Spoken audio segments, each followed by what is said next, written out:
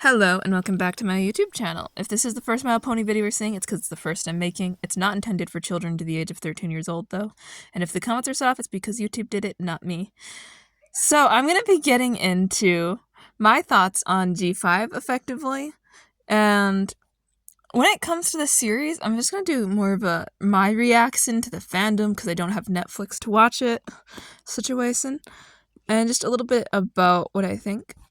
Let's just say, I think G5 had a strong enough start. It didn't seem all that egregious, minus the whole morbid implication of mass extinction situation with every other species, and the rapid racial segregation.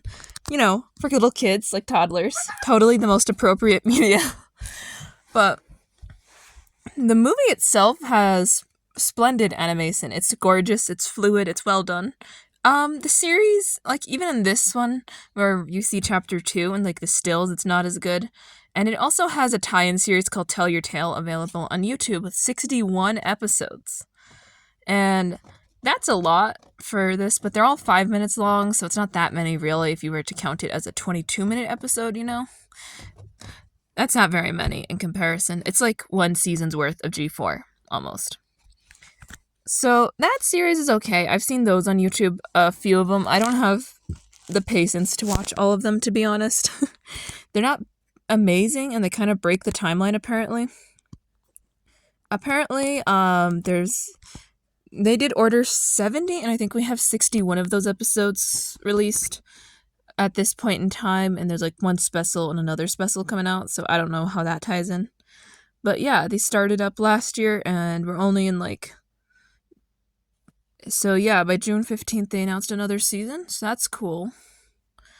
I'm going to talk a little bit about... This structure isn't the most evergreen structure, given how short they are. It's hard to flesh out anything in 5 minutes. I believe that this isn't as much of a problem with the Make Your Mark series, but I'm not sure. And this is a little, like, thing from the Wikipedia. So, yeah. It says their length...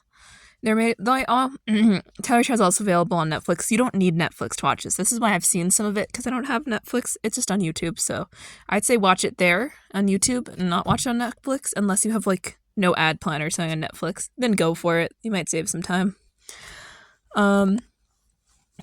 So this series is outpacing what was meant to be the flagship series, My Little Pony Make Your Mark, which I have far less knowledge on, but I will be talking about a little bit in the future because it is more plot relevant, and it's the A series right now, so basically it's the A canon of this universe because it more directly ties into the film and the video games. And they ordered it 44 minutes, 44-minute special episode, 22-minute episodes. So yeah, there's 4 44-minute episodes, and there's 23 22-minute episodes, and these make up 5 chapters.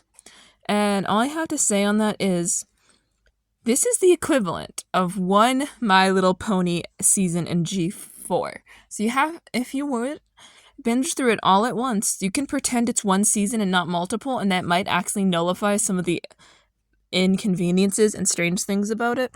They did more recently release an episode dedicated to one of the major holidays of the original series.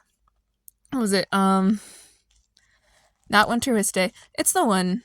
I'm gonna do another video actually about the G4 specials on it, but the Halloween pseudo holiday. And they also talk about some other plot-relevant things in this series that I'm going to touch on in the future. I might get Netflix to watch some other stuff like Hilda, so I'm going to check this out eventually.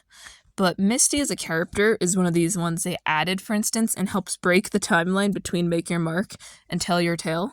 So it's not very cohesive, but this is clearly the more expensive of the shows by nature because it's not on a 2D flash animation, it's on a steadily improving 3D. This looks really good in comparison to the very first, which was very janky.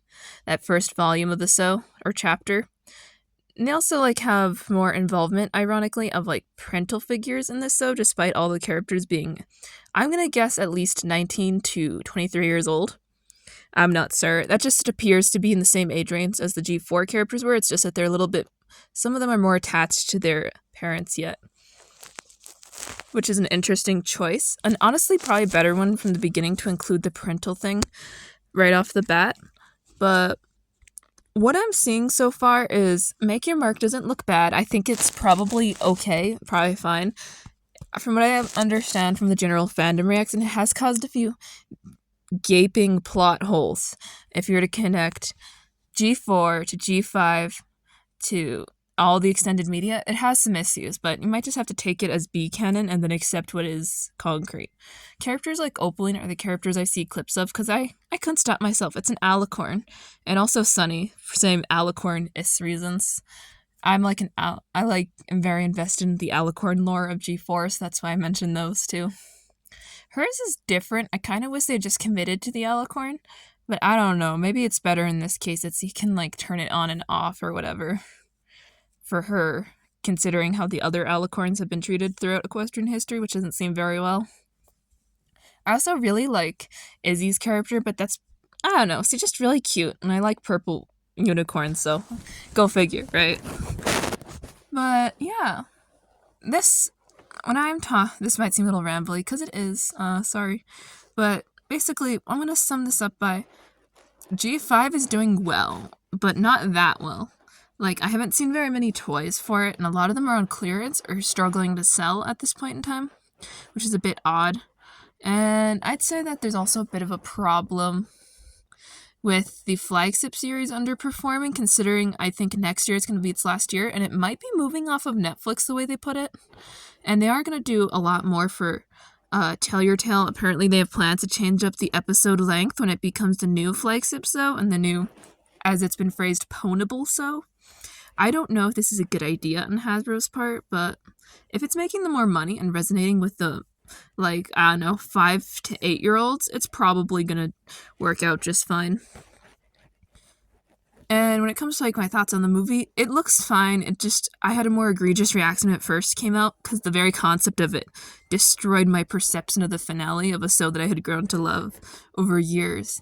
And I don't think it will ever capture lightning in a bottle this generation like they did G4. I don't know if any pony generation will ever truly surpass what happened in the early 2010s to My Little Pony, though. So I guess that's more of an issue of perspective. People were more innocent. The show was it was one of the first ones aimed towards a borderline middle school audience.